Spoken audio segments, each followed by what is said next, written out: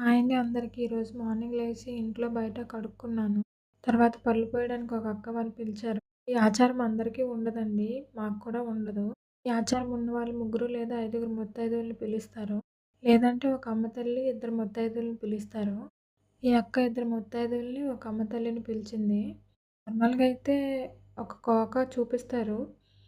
But ఈ అక్కకు చీరతో పాటు బంగారు శతమానం కూడా చూపిస్తానని మొక్కుకుందంట. అందుకే బంగారు శతమానం మా మెడలో మోపిస్తుంది. నార్మల్ పసుపు తాడు కూడా వేస్తారు. అలా పసుపు తాడు ఈ అక్క వేసింది.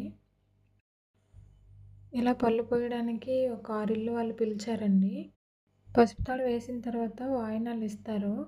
అందులో అరటిపళ్ళు, చెరుకు ముక్క, జీడిపళ్ళు, రేగిపళ్ళు, వడపప్పు, బెల్లం ఇస్తారండి. వీళ్ళు పేరంటాలకు చూపించిన కోకల్లో కూడా తేడాలుంటాయి. ఒక్కొక్కళ్ళకి ఒక్కొక్క గోరంచు కోక ఉంటుంది. ఓన్లీ రెడ్ ఉంటుంది, రెడ్ యెల్లో ఉంటుంది, రెడ్ బ్లాక్ ఉంటుంది. ఇలా 6 ఇళ్ళకెళ్ళాను కదా! 6 ఇళ్ళకెళ్ళిన తర్వాత వాళ్ళు వేసిన పసుపు తాళ్ళన్నీ కలిపి దానంలో వేస్తారు కదా తాడు, అలా కనిపిస్తుంది నా మెడలో. ఇలా అందరి ఇళ్ళకి వెళ్ళేసరికి 11 అయిపోయిందండి. సో, బయట గుళ్ళకి వెళ్ళడానికి అవ్వలేదు. అందుకే ఊర్లోనే రామాలయం ఉంది. ఊర్లోనే రామాలయం గుడికి వెళ్ళాము. గుడిలో దీపం వెలిగించిన తర్వాత కొద్దిసేపు కూర్చున్నాము. కూర్చొని ఇంటికొచ్చేసరికి మా అత్తేమో ఈవినింగ్ వరకు ఫాస్టింగ్ ఉండమని చెప్పింది. దేవుడిని దించి మడతలు తీయాలని చెప్పింది. బట్ ఇంతవరకు ఎప్పుడు నేను ఫాస్టింగ్ ఉండలేదు. దేవుడిని దించి మడతలు తీసే ప్రాసెస్‌లో ఏదైనా మిస్టేక్ చేస్తానేమోనని భయపడ్డాను.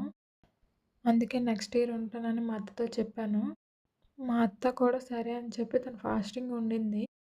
ఈవినింగ్ వరకు ఫాస్టింగ్ ఉండి మడతలు తీసింది. ఇంట్లో అందరం కూడా దేవుడి భోజనాలు తిన్నాము. సంక్రాంతికి తీసుకున్న బట్టలు కూడా పసుపు రాసి చూపించింది. ఇదేనండి మా Sankranti mini vlog. Thank you for watching. Please support us and subscribe my channel. Thank you for watching.